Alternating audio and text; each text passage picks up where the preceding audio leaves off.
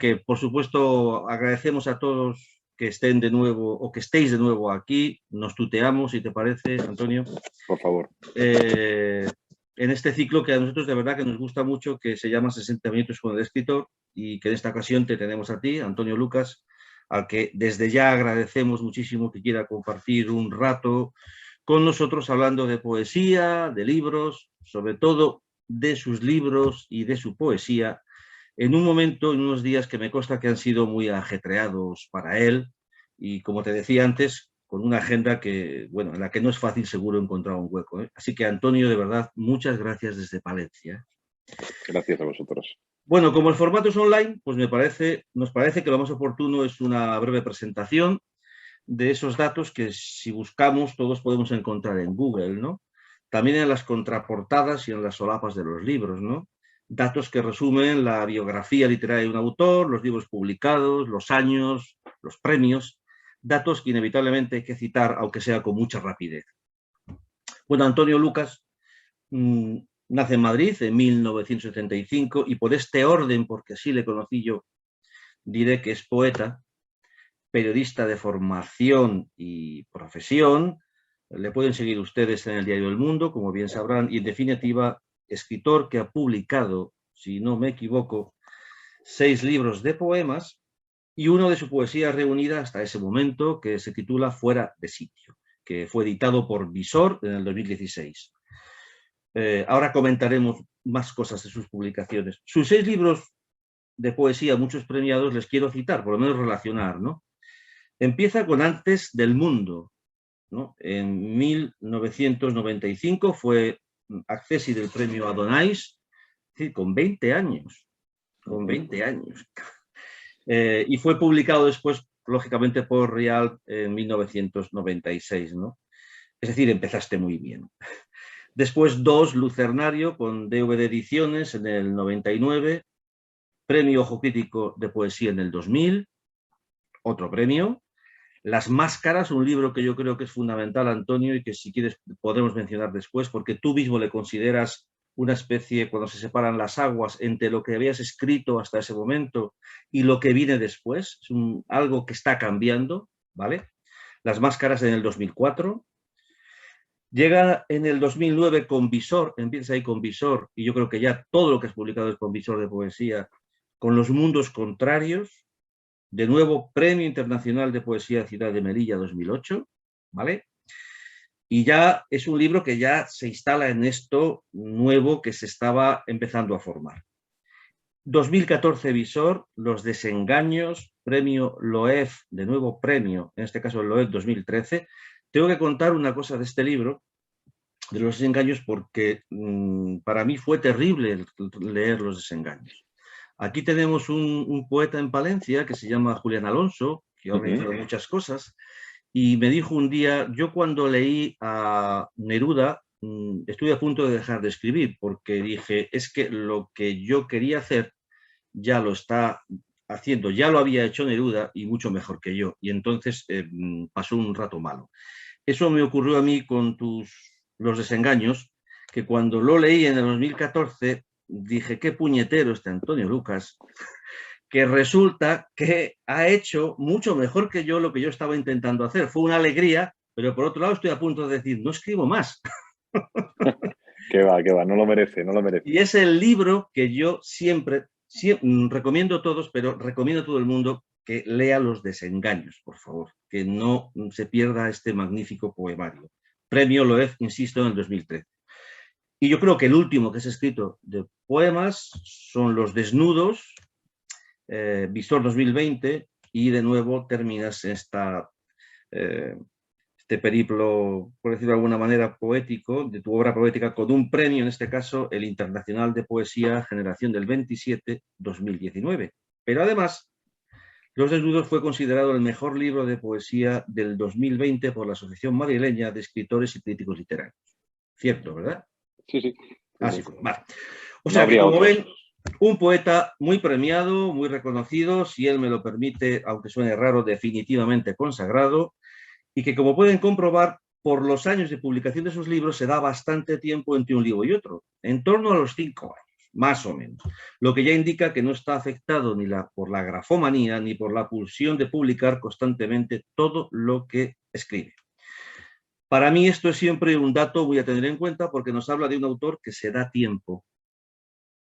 El tiempo suficiente para dejar posar, dejar madurar lo que escribe, porque no todo lo que se escribe es bueno o puede ser publicado. Hay poetas y escritores, bien lo saben todos ustedes en general, que sacan libros como churros, si me permiten la expresión. A este respecto, de su obra poética, tiene también, yo creo, una publicación muy interesante, a mí me lo ha parecido, me ha gustado mucho, de la Fundación Juan March, del año 2017, que se titula Hacia la luz del fondo, que proviene creo que de un verso de Alexandre. Un título que ya dice mucho, donde Antonio Lucas, digamos que reflexiona sobre su propia obra, sobre la poesía, y en donde de verdad dice algunas cosas sobre las que después le vamos a preguntar, por ejemplo, por esta frase tan bonita que nos ha servido para el título del acto de hoy, ¿no? Esto de que la poesía como una música que no se sabe de dónde viene, ¿no? Es una idea interesante y después te vamos a preguntar sobre ello. Bueno, Stefan Zweig dice en un libro que se acaba de publicar en castellano, Mensajes de un mundo olvidado, en el capítulo titulado El secreto de la creación literaria, que las personas creativas, poetas, músicos, pintores, dice, igual que obstinados delincuentes, no hacen nunca una declaración precisa sobre su proceso creativo y su obra, que hay pocos informes lúcidos al respecto. Pues bien, Antonio Lucas es un autor que no se esconde como Montaigne en su torre, que no se aísla, que no se calla ni se niega a hablar sobre estos temas, sino más bien al contrario, que piensa, que relata, que dice siempre algo sobre esto de escribir, de su escribir, que definitivamente no es un obstinado delincuente según palabras de Zweig, ¿no? Y la verdad es que los que nos acercamos a su obra, pues bien que se lo agradecemos, ¿no? Aparece incluso con textos muy, muy interesantes, de verdad, sobre su pensar poético en varias antologías. Yo destaco las 4 que más me han gustado, ¿no? Donde te he encontrado, que es desde las 2 de Luis Antonio de Villena, La lógica de Orfeo y La inteligencia y el hacha, pasando por Deshabitados de Juan Carlos Abril. Interesantísimo lo que dices en Deshabitados de Juan Carlos Abril. Yo no sé si este libro todavía es encontrable, porque yo lo hice casi cuando ya estaba agotado y no sé si ahora mismo se podrá hacer, pero es muy interesante lo que dices aquí. Y Centros de Gravedad de José Andújar Almansa, que se ha publicado hace no mucho, ¿no? Por pretextos en 2018. Bueno, ahora hablaremos con él de sus inicios y de su evidente evolución desde un, digamos, yo creo que estará de acuerdo porque lo cita casi él así, desde un irracionalismo inicial, desde lo más abstracto, cuando no requería que los versos fueran precisamente comprendidos, Antonio. Me acuerdo de Eliot cuando dijo que él, cuando escribió Tierra Baldía, es que no se paró ni a pensar si entendía él mismo lo que estaba escribiendo. Y algo así dices tú, ¿no? Bueno, pues desde ahí hasta una poesía quizás más realista, más cercana a la idea, a la reflexión, a la vida y también a un cierto sentido, ¿no? A un cierto sentido. Eso sí, siempre yo creo que sin abandonar tu riqueza verbal, la musicalidad que caracteriza a tu poesía siempre, ¿no? Sin abandonar de todo a Orfeo, por decirlo en palabras de Villena, o a la luz del fondo, utilizando las palabras de Alexandre, ¿no? A mí me pasa una cosa con tus poemas, y es que la lengua nunca se traba, ¿no? Resulta casi imposible quitar o poner una palabra más precisa.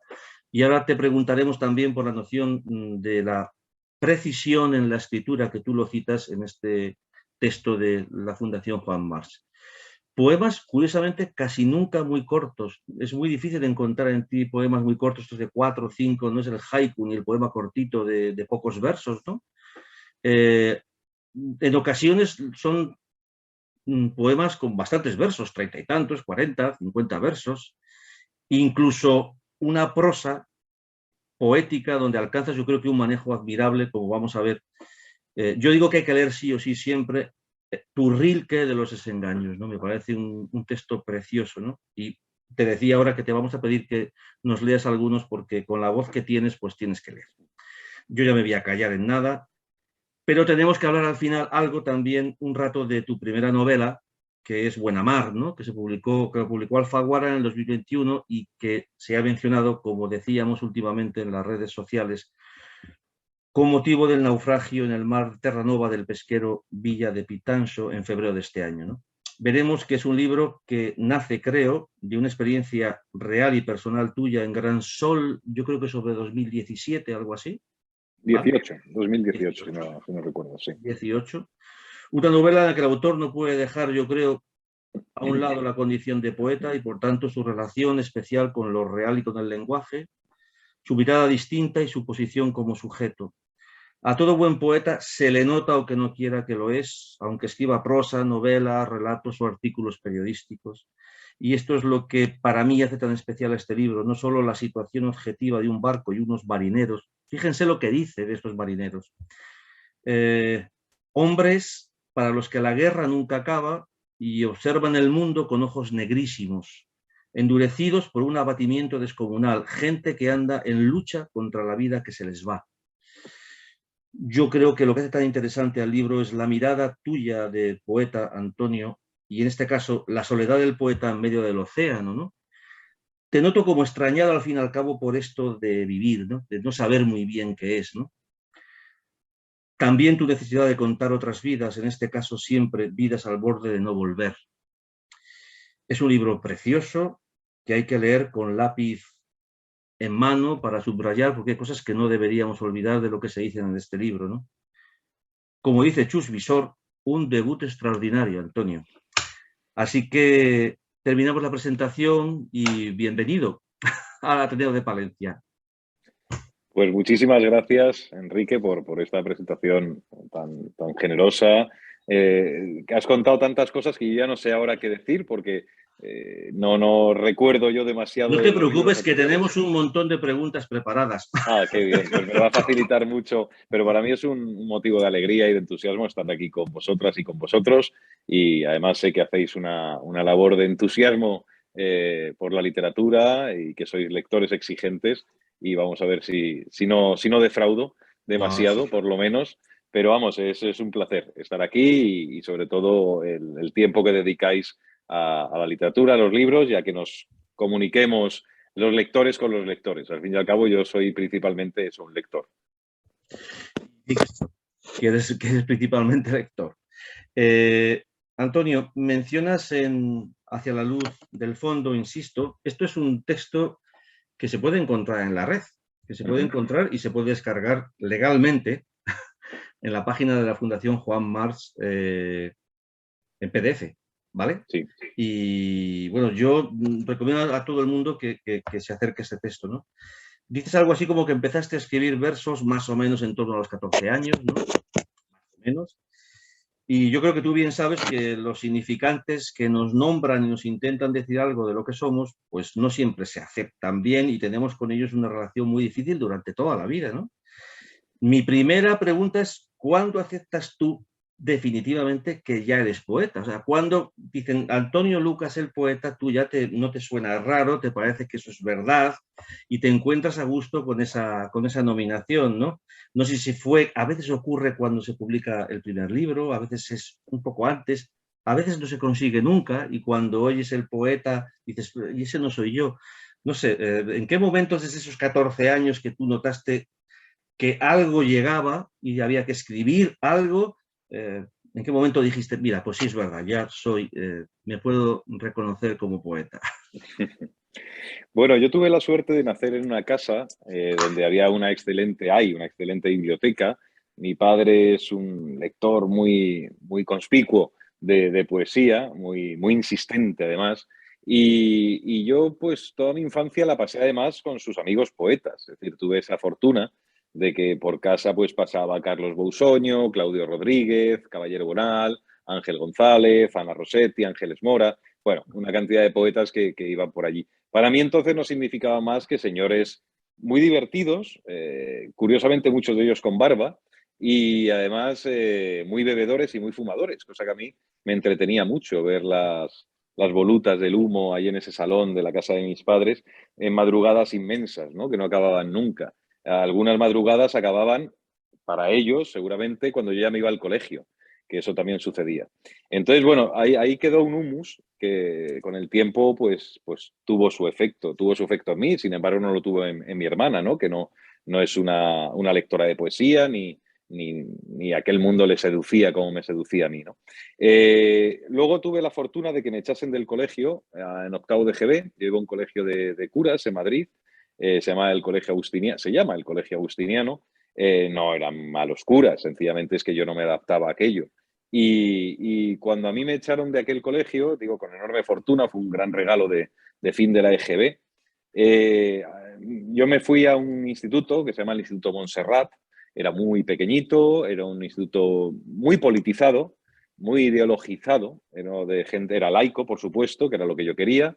Quería un entorno laico. Era un instituto donde se primaba mucho las humanidades. Era un instituto de gente de izquierdas y estaba también cerca de la casa de mis padres.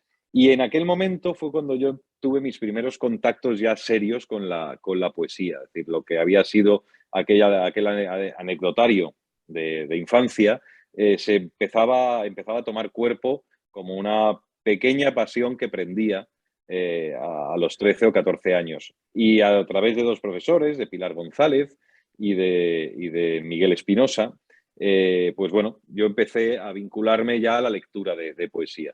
Empecé a escribir junto a algunos compañeros del instituto. Ellos lo fueron dejando y yo, pues, una especie de terquedad y de entusiasmo que, como digo, ya empezaba a combustionar, pues me quedé en la poesía.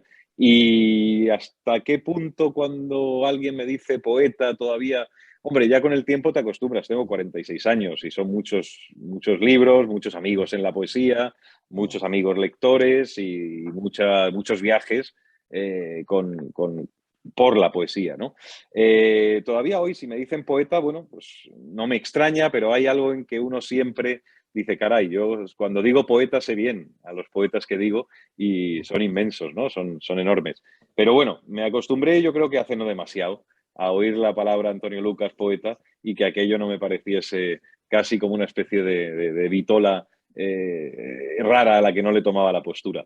Pero sí, hombre, hoy ya me encuentro bien. Bueno, no sé si lo he dicho en alguna ocasión. El único sitio donde la palabra poeta no funciona como un aval de prestigio es en un periódico.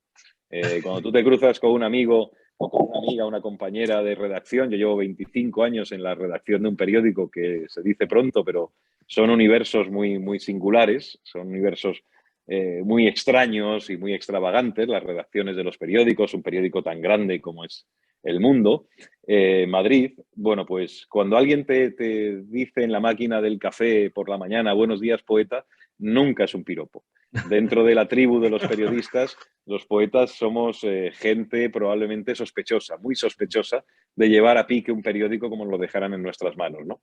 Así que, bueno, uno se ha ido acostumbrando a la palabra poeta, menos en el periódico, donde ya tengo tantos años allí que he visto pasar hasta generaciones ya de periodistas, pero bueno, convivo bien con esa suspicacia de mi oficio y esa pasión que muchos lectores de poesía tienen por la poesía y por quien la hace, ¿no? Hombres o mujeres. Constantino Molina, que hablábamos de él ahora, siempre cuenta con mucha gracia que él estaba trabajando en un supermercado cuando le dieron el Premio Nacional de Poesía Joven. Uh-huh. Que al premio fue que lo despidieron inmediatamente. Inmediatamente le dijeron, os quiero decir que los poetas deben ser gente peligrosa en los periódicos y también en los supermercados, porque en el momento que se enteraron que era poeta y que además era un poeta premiado, le dijeron, márchate de aquí, que aquí ya no pintas nada. Pues imagínate, yo cuando entré en El Mundo tenía 19 años, acababa de ganar el Accessit del Premio Donais y lo normal, o lo que yo creí que era normal entonces, es que inmediatamente me empotrasen en la sección de cultura. Bueno, pues me llevaron a la de motor y me tiré allí 3 meses. Y mi familia no tiene coche, mis padres no tienen coche, mis abuelos no tenían coche. Yo tuve coche muy tarde, a los 37 años, no tenía ni carné hasta entonces. Iba y los tíos me metieron allí en la sección de motor. O sea, que imagínate el aprecio que tuve desde el principio. Cuidado con los poetas, sí, sí. Oye, una pregunta del tema un poco generacional, ¿no? Y al hilo de las antologías que han abordado este asunto, ¿no? Tú comienzas, lo estás mencionando ahora, a publicar a finales del siglo XX, de 1995, ¿no? Y ya con este éxito que estamos mencionando de Antes del Mundo y el acceso del premio Adonais, que la verdad es que para ti tuvo que ser un sorpresón con 20 años. Bueno, tú lo haces en un momento en el que podemos decir, o corrígeme, en el que ya la llamada poesía de la experiencia, ¿no? Y su estética está empezando a perder un poco de hegemonía, ¿no? Está empezando además a disgregar un poquito, están surgiendo otras formas de hacer poesía, ¿no?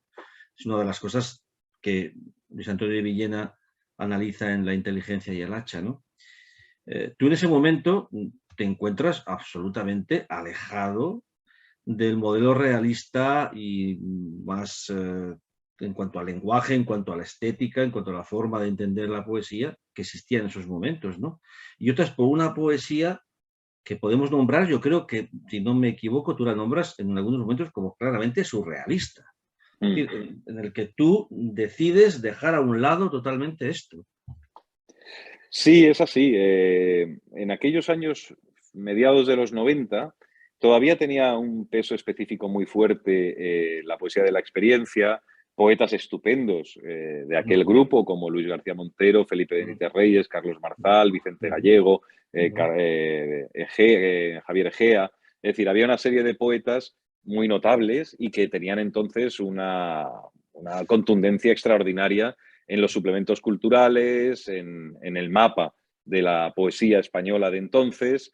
Y había también, por parte de la gente de mi promoción, que entonces teníamos 20 años, había una cierta secuencia o seguimiento de aquella poesía todavía, en algunos casos con un epigonismo muy palpable, en otros ya se notaba una cierta voluntad de grieta con respecto a aquella tradición, que además había figuras muy totémicas de la generación del 50, que eran un poco los avales de aquellos poetas de la experiencia, como Ángel González, como Caballero Bonal, Jaime Gil de Viedma, como lectura, que pesaba muchísimo, ¿no? Entonces, sí es verdad que yo mis primeras lecturas, y eso tiene que ver más que con el azar, con el temperamento, mis primeras lecturas fueron principalmente de corte surrealista. Yo me alimenté entonces, a mi espacio nutriente eran los poetas surrealistas franceses, era todo el grupo de, bueno, Paul Éluard, Breton, Supol, Prévert, todos aquellos, Louis Aragón, todos aquellos en los que yo encontraba un calambre extraordinario, bueno, pues una poesía muy hecha a la revelación de la palabra, de la imagen, a la torsión del idioma, del lenguaje, a todas las posibilidades múltiples de la metáfora, de lo imaginístico y de lo órfico, ¿no? De lo oscuro, de esos territorios donde las palabras a veces avanzan más rápido que la vida, ¿no? O inauguran espacios muy distintos y territorios muy por decir todavía. O sea, era todo lo posible hecho lumbre en el idioma. Y entonces yo ahí fue donde me encontré pues a la gente que me gustaba y que me interesaba. Claro, paradójicamente llevaban todos muertos el que menos 50 años. Y todos mis amigos o mis primeros amigos de la poesía de entonces, que eran pues, los que siguen siendo hoy, Lorenzo Oliván, Carlos Pardo, Julieta Valero, Ana Merino, Mariano Peirú, Pablo García Casado, todos ellos iban por un riel completamente distinto. Era un riel principalmente pues experiencial todavía. Luego cada uno emprendió camino por su cuenta unos años después. Pero sí, yo era un chaval que iba muy solo entonces, cosa que no me pesaba en absoluto. Tampoco tenía yo una enorme voluntad de ir en tribu hacia ningún sitio. Tampoco la tengo hoy. Pero sí, es verdad que yo a veces apelo a la generosidad de ellos, porque entonces el mundo de la poesía no es como ahora, ha cambiado muchísimo, pero el mundo de los poetas era un mundo muy de banderías, donde se establecían unas lindes de guerra y de guerrillas potentes. Si no estabas en ese convoy de la tradición, no estabas. O sea, directamente no tenías sitio, ¿no? Y conmigo digo que apelo a los generosos que fueron, porque a mí siempre me consideraban uno más que escribía de una manera completamente distinta, ni mejor ni peor, sino completamente ajena a sus intereses, incluso como lectores, ¿no? Pero inmediatamente hubo una corriente alterna de complicidad, de cariño, de generosidad, que veintitantos años después se mantiene con todos ellos y que somos un grupo de amigos que nos queremos. Pero es verdad, es cierto que yo iba solo, e incluso a tientas y voluntariamente a tientas. Yo escribía porque no sabía hacer otras cosas, tampoco quería hacer otras cosas, y escribía lo que quería escribir, sabiendo incluso algunos mayores entonces, me decían, qué curioso, pero es que por este camino no va mucha gente ahora mismo. Por eso, Y por yo, eso. sin embargo, quería estar en ese camino que era el mío y que era el que yo tenía que amortizar o tenía por lo menos que explorar hasta el final, hasta que, bueno, pues hasta que me cansé o hasta que la edad me llevó Ujú. hacia otras naturalezas, ¿no? De la mirada, otras naturalezas de la emoción, hacia otros reposos que yo no tenía. Mi primer libro es el libro de un niño dinamitero, ¿sabes? Es el libro de un chaval que venía aquí con una pirotecnia verbal extraordinaria que yo desde luego no tengo nada de lo que rechazar, nada de lo que avergonzarme de aquel chaval, pero lo miro con mucha ternura, ¿no? Aquel niño casi loco que iba proponiendo versos como minas antipersona y todo tenía que ser absolutamente, ¡guau! Tenía que ser, pues eso, abundante y tenía que ser extraño, ¿no? A mí me fascinaba la extravagancia, desde la forma de vestir hasta la forma de actuar en público, de ser. Y aquel libro responde a aquellos pulsos que, como todo en la posadolescencia, pues ya va pasando y luego tiene su caudal ya más demorado, más reposado, ya uno se va contorneando de algún modo y también va madurando con nuevas lecturas. Pero sí, aquellos primeros años yo los recuerdo con mucho entusiasmo y con mucha gracia para mí, porque eran los años de caminar completamente, vamos, sin compañeros de viaje en la poesía, que no era verdad porque tenía muchos amigos, pero era verdad que cuando tenían que presentarme en las lecturas de los poetas jóvenes, pues a veces generaba algún problema, ¿no? Es decir, a los otros se les presentaba con más o menos claridad y conmigo se hacían unos carambillos, para no decir que era un poeta surrealista, que era lo que a mí me gustaba, pero entonces el surrealismo estaba tan estigmatizado que parecía que costaba decir un joven poeta surrealista, que era como decir un joven suicida, porque este chico acabará ahorcado detrás de sus poemas, ¿no? Bueno, pues no fue así. Decididamente en aquel momento eras un bicho raro, es verdad, Sí. poéticamente, ¿no? Pero Mm. después, como estamos hablando, a partir de las máscaras, en el 2004, lo dices tú, ¿no? Y sobre todo a partir de Mundos Contrarios, en el 2009 se produce un cambio hacia algo distinto, ¿no? Tú eso lo has Mm. reconocido, ¿no? Em, Cuéntanos algo de ese cambio, ¿no? ¿Dónde crees que te situaste? Y sobre todo, si crees que sigues en ese mismo lugar o si has evolucionado algo más hacia otra forma. La sensación que da es que ese cambio es en el que te mantienes todavía en ese lugar poético, pero no lo sé. Mm.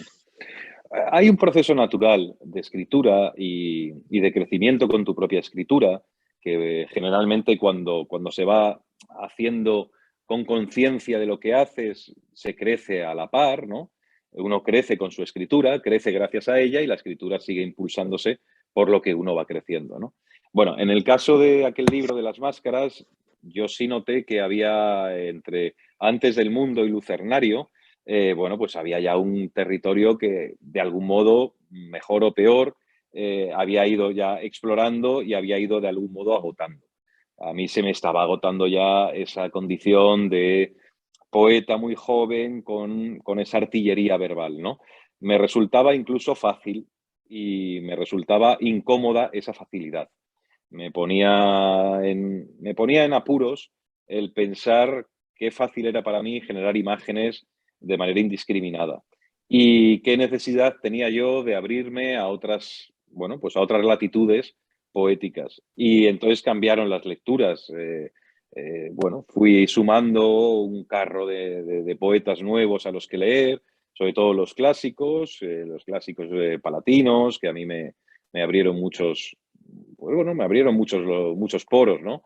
Y luego, pues lecturas del 27 de otro modo, es decir, los del 27, pero ya no de la época espléndida de la República, sino ya el exilio, aquellos hombres ya con más avería, aquellos hombres con más arañazo, con más herida, con más necesidad de contar humanamente la aventura malograda de las vidas, más que el fervorín de aquella juventud que fue tan luminosa en aquella generación, ¿no? Entonces, bueno, entraron en juego nuevas lecturas y con esas lecturas uno también fue dando pequeños estirones. Y Las Máscaras viene a ser un poco eso. Empiezan una serie de viajes de juventud, donde uno va conociendo otras cosas. También la vida se va nutriendo de nuevas expectativas, de nuevas expectaciones, de primeros desengaños más o menos serios. Ya entro a trabajar, yo empiezo a trabajar muy pronto en el diario El Mundo con 19 años y aquello también tiene que ver. O sea, para mí el periodismo no es solo una forma de vivir, que lo es, una forma de ganarme la vida, sino que es también otra de mis pasiones, el ejercicio de la escritura en el periódico, ¿no? Luego también tengo las radios, pero a mí lo que me sigue activando y mi motor de explosión es escribir en los periódicos. Bueno, todo aquello yo creo que va generando un nuevo sustrato, va generando un nuevo alpiste del que picar y ahí es donde aparece ya un libro como Las Máscaras, que tímidamente, todavía sin querer desengancharme de lo anterior, porque tampoco estaba muy seguro, pero tímidamente va intentando abrir unos espacios donde la emoción por la emoción ya no vale, donde entra el poema que en un momento dado ya quiere ir hacia algún lugar concreto, ¿no? Es decir, no dejar que sea el azar de los primeros libros el que impulse el poema y lo empuje y lo alborote hasta emociones que cada cual sabrá cuáles son. Yo desde luego no tengo ni idea, pero Las Máscaras sí que ya hay una voluntad y una intención de que el poema vaya a algo muy concreto, aunque luego se te escape de las manos, ¿no? Y ahí es donde sí ese gozne que ese libro supone en mi escritura, es el que luego se ha ido manteniendo. Yo creo que lo que he hecho es ir caminando a velocidades distintas a partir de aquel libro y de aquella experiencia de escritura que fue Las Máscaras. La edad me va llevando pues eso, a reposar algunas cosas, pero sí que creo que aquella idea de que el poema también ayuda a pensar, invita a reaccionar y a decir no por un motivo concreto, es donde probablemente se fue canalizando, por donde probablemente se fue canalizando el resto de mi poesía hasta ahora, hasta los desnudos o hasta los poemas inéditos que tengo. Bueno, pero ha sido una velocidad, yo creo que ha sido una velocidad bastante sensata. Creo que ha llegado el momento, Antonio, de que nos leas algo, porque ya te Muy bien. estoy aburriendo con las preguntas, No, al revés. tantas preguntas, y es el momento de que la gente te escuche leer, insisto, con esa voz tan radiofónica que Dios, Eso la sí. naturaleza te ha dado. Y el tabaco, por desgracia. No, Pero bueno. que yo también fumo y no tengo sentido. Bueno. Bueno, pues mira, os voy a leer, luego leemos el de Rilke si os apetece, Sí, lo que tú pero quieras, lo que tú quieras. vale, voy a leer otro poema que está en la temperatura de esos poemas que son homenajes, de esos poemas que son psicofonías, que tienen que ver pues, con esos gestos de gratitud que uno hace ante aquellos poetas que de algún modo pues, le han marcado en algún momento de la vida o ya te acompañan y te marcan para siempre, ¿no? Uno de ellos es Leopoldo María Panero, al que yo tuve la suerte de conocer y de tratar. Yo estuve con él 3 días en el psiquiátrico de Mondragón, cuando yo era un chavalín de 20 y pocos años, yo no estaba ingresado, yo fui de visita allí con un permiso de su psiquiatra jefe o del psiquiatra jefe del psiquiátrico de Mondragón, que está en el Monte de Santa Águeda, donde tengo una anécdota muy bonita, bueno, tengo muchas de él, de aquellos 3 días que pasamos, que fueron, nunca mejor dicho, un locurón, porque era una locura estar con Leopoldo María. De hecho, una de las cosas que yo le pregunté en un momento al psiquiatra que le trataba, le dije, pero exactamente qué tiene. Y claro, el hombre me contestó, me dijo, hombre, sería más fácil empezar a hablar por lo que exactamente no tiene. Y porque lo tiene todo, ¿no? Era psicótico, esquizofrénico, manía persecutoria, bueno, era un verdadero mapamundi de la locura. Bueno, pues recuerdo el último día cuando nos despedimos, yo vestía entero de negro, llevaba el pelo muy largo negro, llevaba el pelo más abajo de los hombros, y estábamos bebiendo un vaso de leche. A mí me gusta mucho la leche y él, que le gusta mucho el alcohol, pero por su medicación solo podía beber o Coca-Cola o leche. Y fuimos a la cantina del psiquiátrico, ya yo me despedía, ya volvía a Madrid y allí pedimos 2 vasos de leche, tenemos una foto muy bonita, los dos abrazados tomando la leche, y de repente yo llevaba 8 libros de él, en los 3 días que pasé, los repartió todos, íbamos por la calle y se lo daba pues a una señora que le saludaba, lo dejaba a un señor que nos había puesto una Coca-Cola en un bar. Bueno, digamos que me esquilmó toda la biblioteca Panero que yo tenía, pero me guardé la antología de Visor, que es en la que yo lo leí con tanto fervor, y le dije, oye, Leopoldo, ya que me has arruinado la biblioteca tuya que tenía, ya que me has hecho este pillaje y has regalado a medio Mondragón todos los libros, que por cierto eran míos, dedícame ¿no? Este libro. Y cogió, y lo tengo por aquí al lado, me dijo, bueno, puso una dedicatoria muy, muy hermosa, teniendo en cuenta que yo iba de negro vestido entero, que ponía para Antonio Lucas, vestida de Blancanieves, su amigo Leopoldo María Panero. Y yo eso bueno, lo guardo como es una dedicatoria que solo alguien con la cabeza llena de vientos como Leopoldo podía hacer, ¿no? Bueno, pues este poema es un homenaje muchísimos años después a Leopoldo María Panero. La locura no es una servidumbre. La locura no es una maldición, ni un clamor exasperado, ni se parece al ruido de volver a casa sin sol y sin monedas. La locura tiene más prestigio que la vida y más profetas, y eso duele. La locura te dio sitio, nervios, un empleo, una risa de carbón, tanta leyenda ruidosa. La locura que es milagro y decadencia, la poesía que es tu envés y su metralla. Y tú, tan rodeado de espanto y roipnoles, condenado desde siempre a violentas primaveras, cómo suena un sueño tuyo, cómo se devora en ti la noche, qué rosa atroz asoma debajo de tu sangre, qué legítima defensa. No pudiste estrangular a Artoz, más loco y más concreto, más huésped de pensiones encantadas. Maldigo este vapor de olvido que ahora toca. La bondad dejó en tus ojos puñados de zotal, tu manera monstruosa de escribir, tu hambre satisfecha de insultar, y qué belleza, sin embargo, en la crónica dañada de tu idioma, en tu motín de cada día, en tu farmacia sin remedio, la orquesta de tu exilio en el momento de nacer, el esplendor del desamparo, la aurora de amoníaco. A veces no basta una vida para llegar a una verdad. Ya sabes que existir cabe dentro de un odio. Dicen que estoy vivo y que me llamo de algún modo y vanamente escribo. Cualquier hombre es el fin de una niñez entera, y un fango de jazmines, y un harapo, un temblor en la mano al dar la mano, un poema, su trineo, un animal que pide auxilio y no sabe que es un hombre. Después de entregar la vida, no sabe que es un hombre. Después de vivir atado, no sabe que es un hombre. Y tantas veces se concreta en ti. Bien. Bueno, pues este es el poema a Leopoldo María. De verdad que tuvo que ser una experiencia espectacular. Sí, está con este hombre. Fue dura también, ¿eh? Durante 3 días. No es muy difícil. Tratar con un psicótico es muy difícil. Sí, y yo era un niño además. Yo era un niño, estaba allí solo y claro, yo tenía 21, 22 años. Fue una aventura un poco de riesgo porque yo no tenía anclajes. Hoy lo hubiéramos pasado bien o lo hubiera mandado a la mierda a la segunda de cambio. Pero entonces yo era un niño... Como hizo tanta gente. Claro, yo era un niño asustado en un entorno tan violento y desapacible como es el de un psiquiátrico tan grande como es el de Mondragón, ¿no? Y yo pasé pues momentos muy, muy destemplados, muy a la intemperie, porque aquel mundo me superaba, claro. Bueno, en cualquier caso, fue duro y difícil, pero una experiencia inolvidable. Sí, y él estuvo muy bien, a su manera fue buen tipo.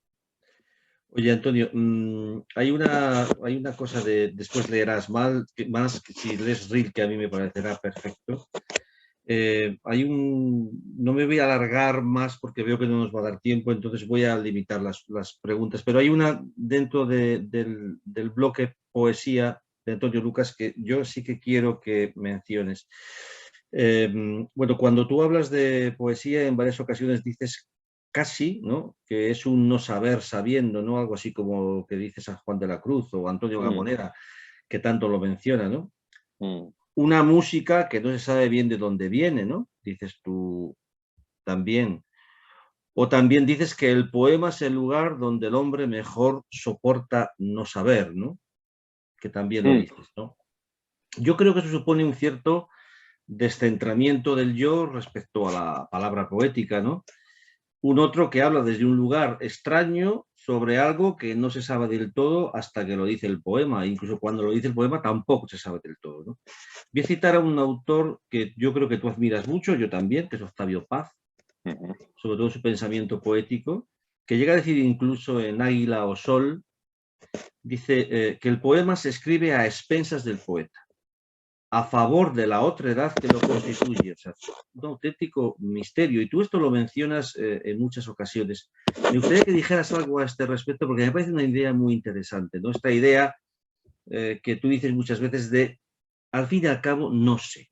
Incluso en tu segunda etapa, cuando pasan máscaras, las máscaras, y estás en una etapa menos irracionalista o menos Ujú. surrealista, también en esa tú acabas diciendo, mira, al final no sé. Claro, cuando uno habla de poesía, imaginaos cuando uno habla de su propia poesía, ¿no? Pero cuando uno habla de poesía, inevitablemente está obligado a hacerlo a tientas. La poesía no es una ciencia dura. Cuando hablo de ciencias duras lo hago con toda admiración. O sea, no es física, no es química, no es medicina, no es astrología. Digamos que astronomía, perdón, astronomía.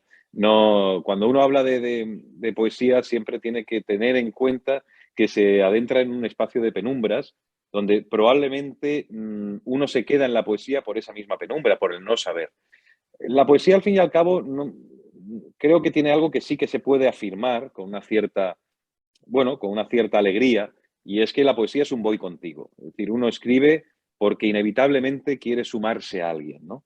Quiere sumarse a otros, quiere estar en esa otra edad de la que habla Octavio Paz y que es mucho más grande que el territorio vecinal de los lectores o vecinal de un lector como yo con los poetas y las poetas que admira, ¿no? Es algo que te lleva a ese territorio más fantasmagórico, más psicofónico, más extraño, donde todo queda todavía por hacer, a pesar de la enorme tradición de la literatura y de la poesía, todo queda todavía por hacer, todo está por decir, porque una emoción en un hombre o una mujer, una emoción en un ser humano, al fin y al cabo es la multiplicación de un sueño, la multiplicación de un deseo, la multiplicación sobre todo de un desconcierto.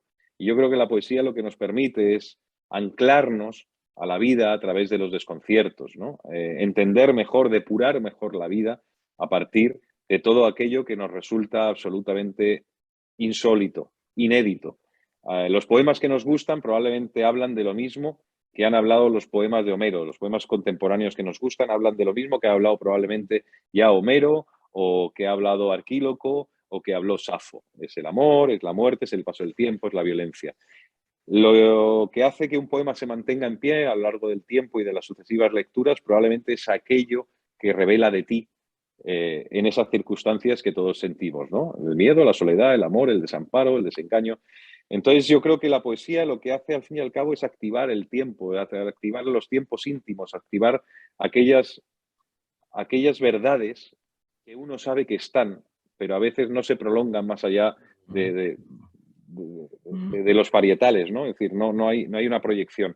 En el momento en que tú abrazas un poema, estás abrazándote probablemente a ti y estás abrazando a tantos otros y tantas otras que están en ti, porque al fin y al cabo un hombre no es más que un baúl lleno de gente, de aquella con la que está, con la que se comunica, con la que interactúa, a la que rechaza o a la que ama o a la que aprecia o a la que quiere, ¿no?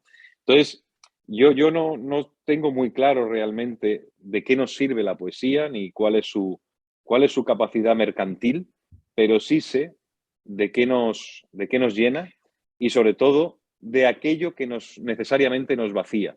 Yo creo que la poesía vacía de estupidez.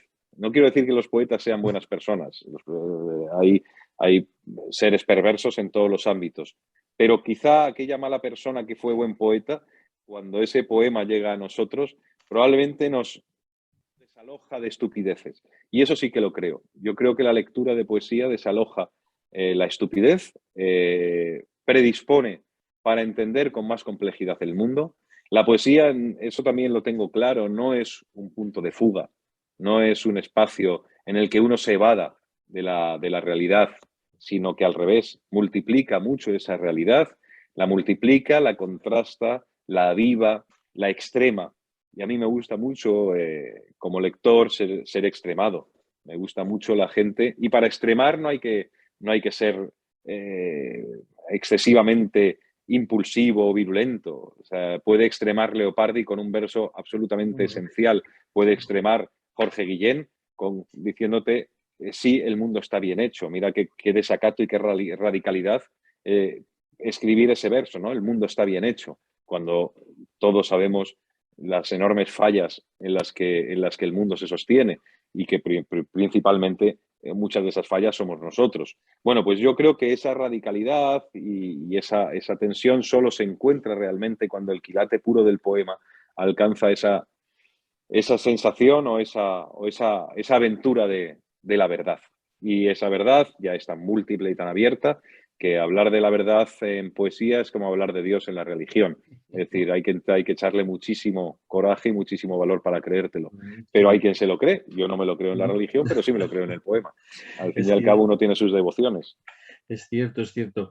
Oye, y fíjate que yo pensaba hasta que te he leído hace poco que la poesía estaba en todos los sitios, pero Mm. resulta que no, que tú en el 2018 dices que en la política no hay ni un gramo de poesía. No, ahí, eso es bueno, eso yo creo que ya cae por su propio peso. Ya quisiéramos, ya quisiéramos. Tampoco es que lo hubiese nunca, pero a lo mejor sí que había alguna opción, alguna opción más o menos en algunos líderes o algunas líderes. Hoy ya no, hoy ya nada, hoy ya nada. Hoy lo que le deseamos a la mayoría de los políticos es justicia poética, porque eso será el beneficio nuestro como colectivo, como sociedad, ¿no? A mí me parece que en la política uno no debe buscar más allá de lo que ofrece, y lo que ofrece es un espacio lo suficientemente siniestro y un espíritu de fosa séptica en el que uno no se reconoce en absoluto ni se siente cómodo más que como ciudadano alerta, que es lo que importa. Hay que estar muy alerta porque ellos nos obligan a estar alerta. Y tú eres de frases bueno, los titulares son siempre frases bastante rotundas, ¿no? Después diremos alguno más. Antes de continuar con alguna pregunta más, no me quiero extender mucho más, yo creo que podría ser el momento, si te parece bien, de Rilke, de ese poema en Rilke. prosa, para que la Mira, ahora gente digo vea. Rilke y asoma la cabeza mi gato que se llama Rilke. O sea, voy a por el libro que lo tengo aquí, pero os estoy Sí, no te oyendo, ¿eh? Podemos preocupes, sí, seguir sí, hablando. sí, sí, No, no, sí, podemos sí. seguir hablando porque voy con los cascos. O sea que Sí, se te oye muy bien, es verdad. sí, claro, claro, sí, sí, es que tengo que ir a otra parte de la casa que tengo, me lo he dejado y me he dado cuenta cuando hemos empezado. Aquí está. Pero vamos, sí, yo tengo un gato que se llama Rilke, que está por aquí, está ahora por ahí, al oír su nombre levanta la cabeza. Es que yo creo que es un ejemplo de tu prosa poética que a mí me impactó mucho. Dije, qué Muy bien bien. está hecho esto. Pues nada, nada, yo encantado de leerlo porque hace mucho tiempo además que no leo este poema y, y es una buena opción. Y además yo creo que todavía tiene muchas conexiones con tu primera poesía. Sí, puede ser, sí, yo nunca he renunciado Mm. y además no sabría hacerlo. Tendría que impostar, tendría que hacer un ejercicio de ortopedia para quitar digamos, esas ráfagas que a mí todavía me siguen interesando, que tienen ese punto de suave irracionalismo, ya no surrealizante, pero de ese Exacto, suave sí, sí. irracionalismo. Yo no sé quitarme de ahí y tampoco quiero, ¿no? Entonces, este poema vamos a ver, porque ya hace tiempo que no lo leo, pero vamos a ello. Bueno, vamos a por él. Sí, claro, cómo no. Rilke. Imaginaos la vida como si fuera esto, exactamente lo que veis y lo que os duele, la misma sombra muda en cada hombre, el hielo, el fulgor de un sueño y su quebranto, el abrir los ojos y educarlos sin pasión a no entenderlo todo, jamás darle a las cosas su significado exacto, asumir desde el origen ya la muerte, la belleza con que ésta se disculpa. Solo así la soledad cumple su ciclo y es un alto don irrenunciable. mi soledad y yo, el color de mi orina, las rosas feroces, los deseos, despertar en la noche con la infancia anegada bajo el portal del párpado y sentir que lo terrible es un momento entre dos nombres, que todo éxtasis es un desván a destiempo del mundo, es un rumor de flor que no se pudre.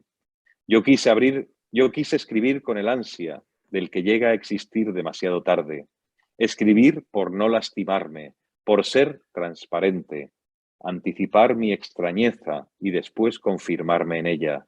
Yo, Rainer María Rilke, mitad miseria, mitad maravilla, no saber vivir más allá de mí mismo, esa fue mi conquista. Sí, pues eso, yo creo que aceptar que uno no puede vivir más allá de sí mismo. Todo lo que dices ahí. Yo no En sé. este poema y todo lo que dices ahí y cómo lo dices, además. Quiero decir que yo creo que eso es lo... Fue ahí cuando leí ese poema de Rilke, cuando dije, pero qué puñetero este Antonio Lucas, lo que ha dicho y cómo lo ha dicho. Bueno, hay cosas que sí que es verdad que ahora que yo no lo leía, resultan interesantes.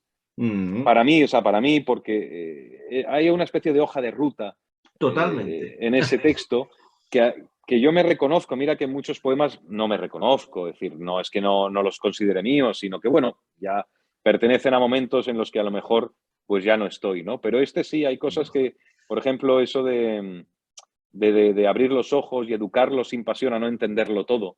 Eso yo creo que es un ejercicio de vida. Y además creo que es un ejercicio bastante vinculado a ciertas religiones hinduistas o a cierta condición del budismo, en el que yo tampoco creo, porque mi descreimiento hacia las religiones es Tú absoluto. sabes, perdón Antonio, tú sabes las sesiones de psicoanálisis, los años de psicoanálisis que hay que pasar para entender que no hay que entenderlo todo.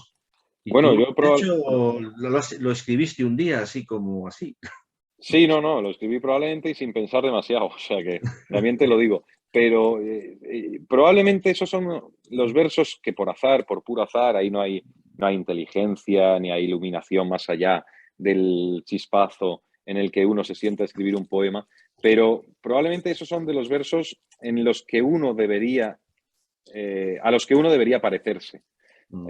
Hay versos de cualquier poeta en los que generalmente uno querría estar y probablemente hasta el poeta debería estar. Es decir, hay poemas que tienen más que ver con el instante en el que se escribieron, por el acierto, por esa gracia de dar en la diana con el verso, y que probablemente ese verso ya te pone a ti en una hipoteca de por vida, que es parecerte a él, ¿no? Aquello que decía la epístola moral a Fabio, que es aquel poema de Fernández de Andrada tan maravilloso del siglo XVI, iguala con la vida el pensamiento, ¿no? Yo creo que eso es un leitmotiv muy importante y eso sí que tiene más peso que cualquier religión y cualquier salmo, ¿no? Esa condición que tiene que ver con la decencia, con la honestidad, con la ética, con la moral, de intentar igualar con la vida el pensamiento, algo que es tan difícil y que solo algunos seres, algunos santos laicos o santas laicas han llegado a alcanzar. Sí, el otro día nos dijo, fíjate lo que estás diciendo, simplemente un apunte, nos dijo, es que me estoy acordando, tuvimos a un psicoanalista muy importante que está en la Universidad París 8, En París, sí. sí, Fabián Van Wox, y estuvo hablando sobre poesía, curiosamente. Fue un acto muy interesante que yo creo que tenemos colgado por ahí también y que recomiendo a todo el mundo que le escuche porque da una idea de la poesía muy interesante. Y al final terminó su acto diciendo, bueno, que lo que quiero decir es que la gente debería vivir como escribe. En mi caso, en calzoncillos, que es como suele estar casi siempre, o sea que sería un mal plan en invierno, pero bueno. Algo así. Yo no sé si se refería exactamente a eso, pero bueno, Ya, entiendo. podría ser. Bien está.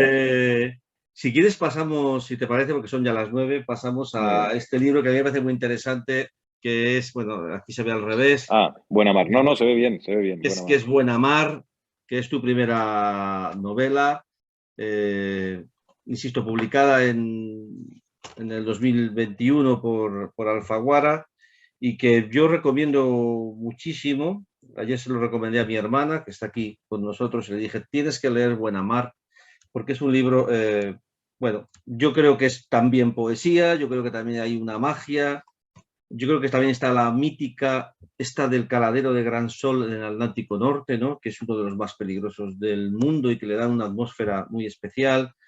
Está la vida al borde, esto está en todo el libro, la vida siempre al borde de algo, ¿no? El lugar de no retorno, aunque se vuelva a casa, ¿no? La soledad, está el fracaso, la incomunicación. Una frase tuya, la insoportable indiferencia del mar. En fin, yo creo que este es un libro que lo tiene todo, ¿no? Y decíamos antes que había surgido una experiencia real tuya, ¿no? Entonces, que nos cuentes un poco cómo fue esto. De repente yo creo que te mandó el periódico, fue algo tuyo, no sé cómo fue, que acabaste en un arrastrero, en un barco en Gran Sol, y a partir de ahí surgió Buena Mar. Sí, bueno, tiene un antecedente. Yo leí a los 20 años, 20, 21 años, leí una novela que me fascinó, que se llama Gran Sol, de Ignacio Aldecón, extraordinario narrador que conocéis. Y a mí me subyugó aquella novela, ¿no? Me dejó impactado, ya no solo por el lenguaje marinero, sino por la historia y la vida de esos marineros, ¿no? El marinero de Gran Sol es muy particular con respecto a otros marineros. No tiene nada que ver con los marineros de bajura, que también es una profesión de enorme esfuerzo. No tiene nada que ver con la marina mercante, no tiene nada que ver con nada, porque ellos están permanentemente en el peor de los mares posibles, que es ese Atlántico Norte entre el 48 y el 60, el paralelo 48 y el paralelo 60 del Atlántico Norte. Ahí está el caladero de Gran Sol, ¿no? Y, como digo, uno de los más feroces, o si no el más feroz del mundo. Bueno, yo leí aquella novela, aquello me provocó una conmoción y esas cosas de crío, ¿no? De posadolescente, ¿no? Pensar, yo algún día haré Gran Sol. Esas cosas que uno, si hubiese leído La Patagonia de Bruce Chatwin, habría pensado, algún día estaré en la Patagonia, ¿no? Bueno, pues yo leí aquello y me prometí que en algún momento por lo menos intentaría hacer Gran Sol, sin tener ni idea. Mi tradición marinera, yo soy de Madrid, aunque mi familia tiene una casa en Mazarrón, Murcia, y mi tradición marinera no pasaba de dar 2 vueltas en Zodiac por la bahía de Mazarrón, o sea que imaginaos. Pero bueno, pasaron los años, 20 y tantos años exactamente, y un día comiendo con un gran amigo, Manuel Villanueva de Castro, cuyo padre fue marinero en Gran Sol, todavía vive, tiene 96 años, y él me hablaba a veces de Gran Sol y de su padre. Bueno, bien, a mí me interesaban todos los relatos del mar, he sido un lector muy, muy insistente de relatos y de poemas del mar. Yo no conocí el mar más que por la orilla, que no es una forma de conocer el mar, es como cuando uno conoce la jungla por la parte de las plantas carnívoras del jardín botánico, no conoce la jungla.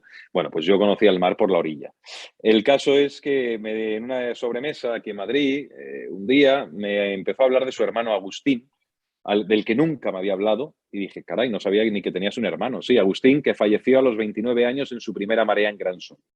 El barco naufragó en Bear Island, bueno, en Castletownbere, que es el suroeste de Irlanda, donde se habituallan los barcos de la flota española de Gran Sol. Allí, en una noche temporal, un 1 de agosto, una vía de agua abrió el barco. Él fue a buscar a la panza del arrastrero, fue a buscar a su mejor amigo, que era el Máquinas, el hombre que se encargaba del motor del barco, y no llegó a la cubierta, fallecieron los dos. Bueno, aquello activó toda la mucosa de la memoria, la lectura aquella de Gran Sol. Bueno, le dije que yo iba a hacer aquel viaje. Me dijo que era imposible, que nadie me iba a aceptar en un barco, que yo no tenía cartilla de marinería, bueno, un montón de inconvenientes. Bueno, la verdad es que, para resumirlo, porque fue muy gravoso todo, 7 meses después yo estaba embarcando en el suroeste de Irlanda, en Castletownbere, estaba embarcando en un barco, se llama el Nuevo Confurco, en la novela se llama Carrumeiro. Estaba embarcando con 11 marineros, camino de Gran Sol, sin saber muy bien dónde me metía. No volveré en mi vida a hacer algo así, eso fue una experiencia demasiado disparatada. Y conocí a esos 11 marineros a las 3:30 de la madrugada en el puerto de Castletownbere, a las 9 de la mañana. Ellos descargaron 17 toneladas de pescado fresco, a las 9 de la mañana zarpó el barco conmigo dentro y nos fuimos a las aguas de Gran Sol. Vale, aquellos 11 marineros eran 5 gallegos y 6 africanos. Gente que a mí me enseñó lecciones de la vida, bueno, impagables. Gente cuya vida uno lo detecta allí cuando ya estás en faena. Yo me tiré 21 días sin ver tierra allá arriba, en unas olas que cruzaban el barco de lado a lado, en situaciones muy complicadas. Y gente que te hace ver y sentir que su vida es aquello que el mar todavía no les ha querido arrancar. Gente que son los invisibles del mar. Gente que surca unas aguas negras terribles que se rizan a cada poco, que van sacando unas olas inmensas, unas espumas como dientes allí que se te van echando encima. Gente que sabe que esas aguas que surcan son el catafalco que les espera y, sin duda, uno de los catafalcos de su memoria sentimental, porque ellos tienen allí padres, hermanos, amigos, tíos, familia, ¿no? Y un día tras otro, y un mes tras otro. Ellos pasan 300 días al año embarcados y son campañas de 3 meses, descansan una semana y otros 3 meses a la mar. Se duerme en rachas de 3 horas, no se puede dormir más. O sea, puedes pasar 24 o 26 horas sin dormir, como pasamos nosotros después de un temporal infame. Y es un mar absolutamente terrible, un mar que te humilla permanentemente. Es un mar donde la ofensa es constante, donde la humillación es constante y donde la resignación es inevitable. No se tiene que resignar a ese mar permanentemente. Porque el mar no quiere inquilinos, porque el mar es el único espacio inhabitable del planeta. Uno puede vivir en lo alto de una montaña, puede vivir en medio del desierto, con que tenga un pequeño oasis y 2 palmeras con dátiles, puede vivir en la jungla, puede vivir en cualquier espacio prácticamente de la vida, incluso en la Antártida, que hay bases, ¿no? Se puede vivir, pero nadie vive en el mar. Y menos en ese mar. El mar es un lugar de paso, es un lugar de tránsito y ellos viven allí. Bueno, pues claro, uno piensa, caray, en la minería también es difícil ya, pero el minero duerme en su casa. La cárcel, no puede haber nada más terrible que la cárcel, pero ellos te decían, sí, claro, la cárcel debe ser un lugar espantoso, pero los presos tienen derecho a visita y a patio. Aquí ni eso, aquí no hay ni patio ni visita y se vive en un espacio de habitabilidad ínfimo, todo el barco es un peligro y el resto son espacios de habitabilidad muy pequeños para 11 personas, conmigo 12 en aquel caso, ¿no? Gente pues que se ha desprotocolizado de las costumbres de tierra, llevan 15, 20 años navegando y ya no tienen nuestros protocolos. Gente que tiene un sentido muy arcádico de la familia, pero que no sabe luego estar en la familia. Gente que tiene un sentido muy, ¿cómo decirlo?, muy dañado de la vida en el mar, pero no saben salir ya del mar.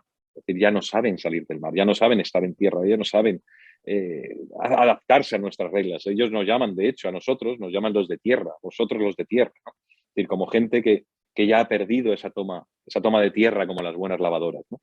Total, que esta novela es aquella historia y sobre todo es el homenaje, como decía al principio, es el homenaje a esas 11 personas que se convirtieron en una familia inesperada. Fueron mis padres, mis hermanos, mis amigos, mi balsa de regreso a puerto. Si no es por ellos yo no hubiera podido volver porque yo no sabía dónde me metía y donde me metí fue un espacio lo suficientemente complicado como para poderlo haberlo resuelto solo, ¿no? No sabría solo. Y fueron para mí, pues el descubrimiento del quilate más puro del humano. Gente de una lealtad extraordinaria, de una nobleza sin límites, de una bondad infinita, esa bondad sin orillas que yo digo en la dedicatoria. Y este libro es un homenaje a ellos, de los que nadie se acuerda ahora mismo. Mientras estamos nosotros hablando, ellos están allí. Yo mantengo el contacto, es rara la semana que cuando ellos pillan wifi allá arriba, pues no me mandan un mensaje de voz o algo así, yo les respondo. Cuando ellos desembarcan en Vigo, suelo ir a verlos.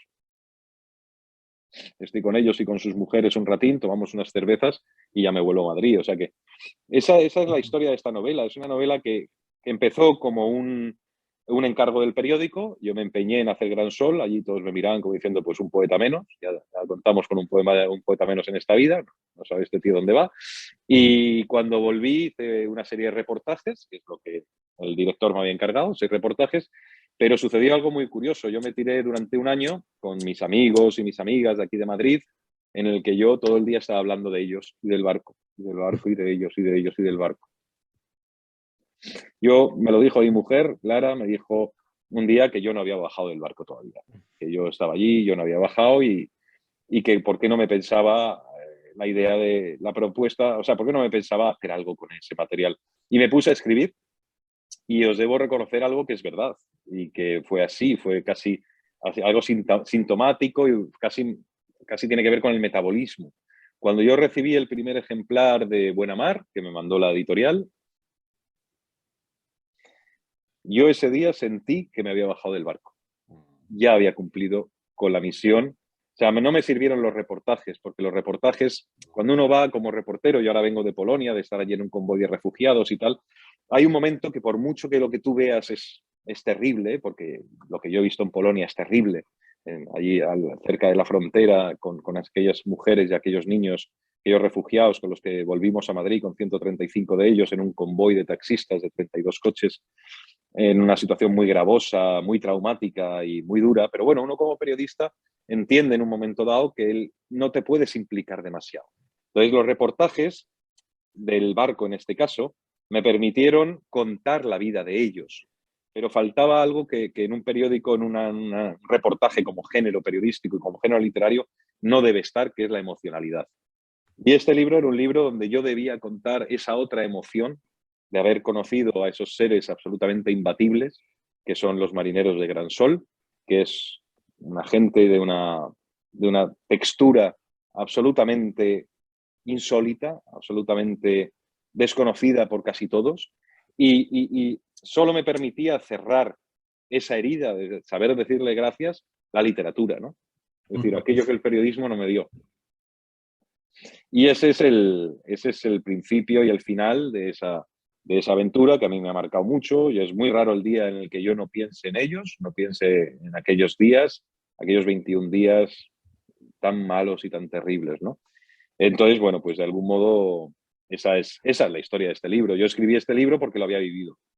De verdad que Ficción. es un libro de verdad, yo le digo a todo el mundo que lo lea y que lo haga, insisto, con el lápiz, porque es un libro muy impresionante, de verdad, y además transmites algo muy, muy, muy especial en ese libro, que es lo que tú estás diciendo ahora. No me quiero alargar mucho más. Sí, sobre todo porque yo a las Antonio, 9:30 me están esperando aquí para una cena, exacto. que me voy de Entonces, viaje el viernes y tengo que ver a mi hija. solamente una cosa. Siempre a todos los autores que pasan por aquí les pedimos una recomendación, Antonio. Uno de esos escritores que tú veas por ahí ahora mismo, que sepas que, bueno, pues que son muy buenos, que te parecen muy bien. Si te acuerdas de alguno que nos digas, no dejéis de leer a este, sea poeta o no sea poeta en estos momentos, que es un autor o una autora excepcional. No sé si se te ocurre algo. Sí, claro, se me ocurren muchos. Mira, hay una poeta que a mí me gusta mucho, que acaba de publicar libro, que se llama Julieta Valero, y es una poeta excelente, y además de que es una gran amiga, y yo disfruto mucho de la poesía de Julieta.